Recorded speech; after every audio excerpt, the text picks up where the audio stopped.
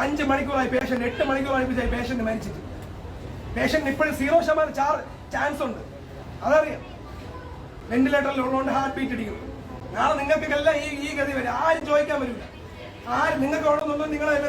നമസ്കാരം. പണത്തിനും പേരിനും വേണ്ടി ഓരോ മൾട്ടി ഹോസ്പിറ്റൽ എന്ന പേരിൽ ഉണ്ടാക്കിയിടുന്ന വലിയ ഡോക്യുമെന്റ്സ് ഉള്ള ഹോസ്പിറ്റലുകൾ ആളെ കൊല്ലിക്കാനാണോ നടത്തിക്കൊണ്ടുപോകുന്നത്?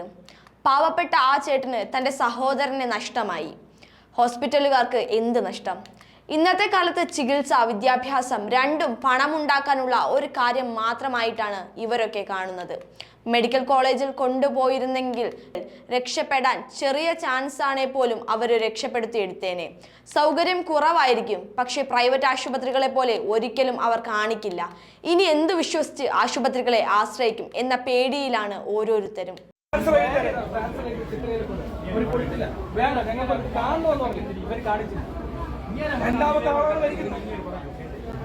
ആൻജിയോഗ്രാം ചോദിച്ചോ മിഷൻ കംപ്ലൈന്റ്.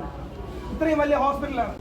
ആൻജിയോഗ്രാം ചോദിച്ചോ മിഷൻ കംപ്ലൈന്റ്. ആ പേഷ്യന്റ് പറഞ്ഞ മറുപടി ഹോസ്പിറ്റലിന്റെ പേര് ഇന്ന് മെഡിക്കൽ സൂപ്രണ്ടും പറഞ്ഞതാണ്, നമ്മളെ മിഷൻ കംപ്ലൈന്റ് ആണ്, നിങ്ങൾ അറിയിക്കണ ആവശ്യം.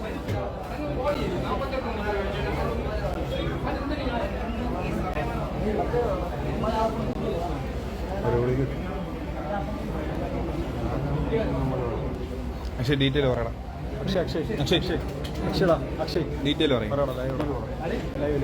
ഇന്നലെ ശ്രീരാമകൃഷ്ണ ഹോസ്പിറ്റലിൽ നിന്ന് 12 മണിയായപ്പോൾ കൊണ്ടുവന്നതാണ്. വെറും നെഞ്ചുവേദന എന്ന് പറഞ്ഞ് കൊണ്ടുവന്നതാണ് എന്റെ ചേട്ടന്. ശ്രീരാമകൃഷ്ണ ഹോസ്പിറ്റലിൽ അവർ ചെക്ക് ചെയ്ത് നോക്കിയപ്പോൾ ഓക്സിജൻ കുറവ്. ഓക്സിജൻ കൊടുത്തു, അത് വേണമെന്ന് പറഞ്ഞ് പിന്നെ ബ്ലഡ് ടെസ്റ്റ് ചെയ്യാൻ കൊടുത്തു. ബ്ലഡ് ടെസ്റ്റ് ചെയ്ത സമയത്ത് ഹാർട്ട് അറ്റാക്കിന്റെ സിമ്മലുണ്ട്. അവർ 2 ഇതും പോസിറ്റീവ്. ഹാർട്ട് അറ്റാക്ക് ആണെന്ന് അവർ കൺഫേം പറഞ്ഞു.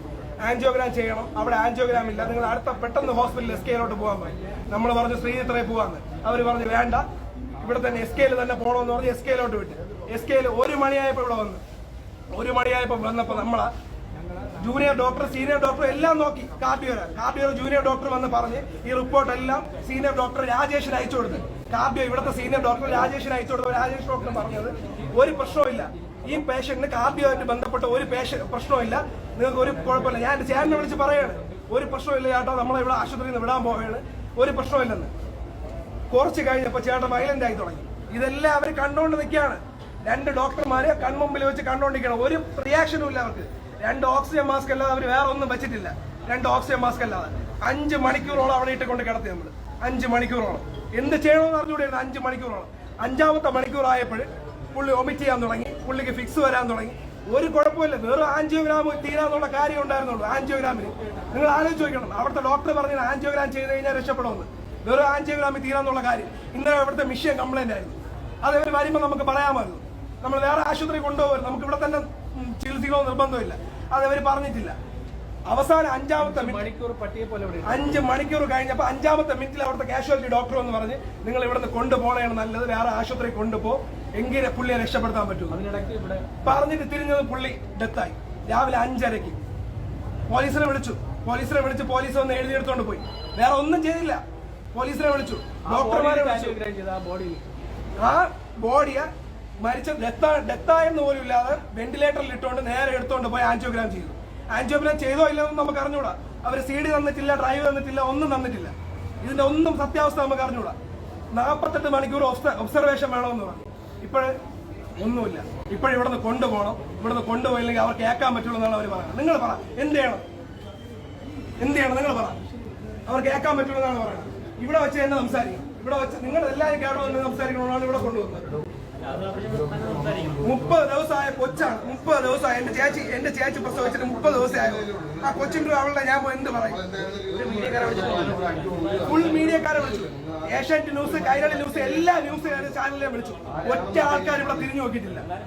കാരണം എന്റെ അച്ഛൻ ഇതേപോലെ രാജ്യത്ത് കൺസൾട്ട് പേഷ്യന്റാണ്. എനിക്ക് എന്റെ അച്ഛൻ ഇതേ അവസ്ഥ തന്നെ വരാം. അപ്പൊ നിങ്ങൾ ആരും ഉണ്ടാതിരിക്കുക. അവർ സൗകര്യതായ ഒരു സഹോദരനാണ്. അവർക്ക് മരിച്ചു പോയതാണ്. ഞാൻ ആരുമല്ല. പേപ്പറിൽ എനിക്ക് തന്നെ വിഷമമാകുന്നുണ്ട്. കാരണം കുഞ്ഞൊക്കെ ഉള്ള കാലം നടക്കാൻ്റെ വിഷമം. അതെ, നൂലെട്ടാണ്. അപ്പൊ എനിക്ക് തന്നെ കേൾക്കുന്ന വിഷമമായി. കാരണം എന്റെ അച്ഛൻ ഇതേ പേഷ്യന്റ്, ഡോക്ടറിന്റെ പേഷ്യന്റാണ്. അപ്പൊ ഞാൻ ഇത് എന്ത് വിശ്വസിച്ച് ഞാൻ കൊണ്ടേ കാണിക്കും? ഇത് ഒന്നല്ല, ഇന്ന് ഫസ്റ്റ് ഡെത്ത്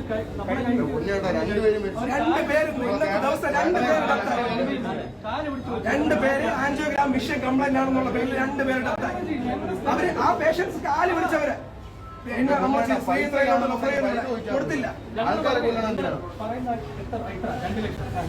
മരിച്ചു കിടക്കുന്ന ആളെ തിരിച്ചു കിട്ടിയൊന്നുമില്ല. പക്ഷെ ഇതിന് നമുക്ക് എന്താണെന്ന് വെച്ചാൽ ഇതിന് നമുക്ക് 5 മണിക്കൂർ നമ്മളെ ഇട്ടുകൊണ്ടിരുന്ന 5 മണിക്കൂർ നമുക്ക് അറിയാൻ പറ്റും.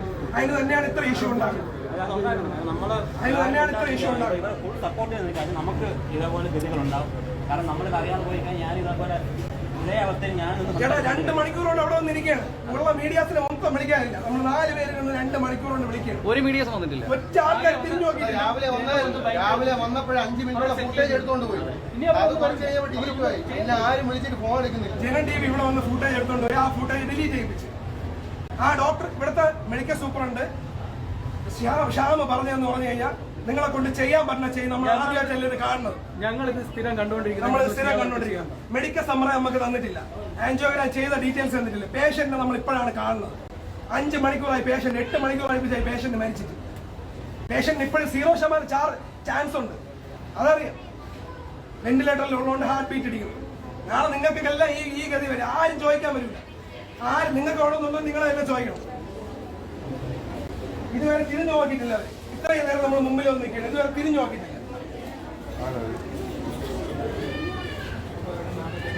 അവരെല്ലാം അകത്തുണ്ട്. ഇതുവരെ തിരിഞ്ഞു നോക്കിയിട്ടില്ല.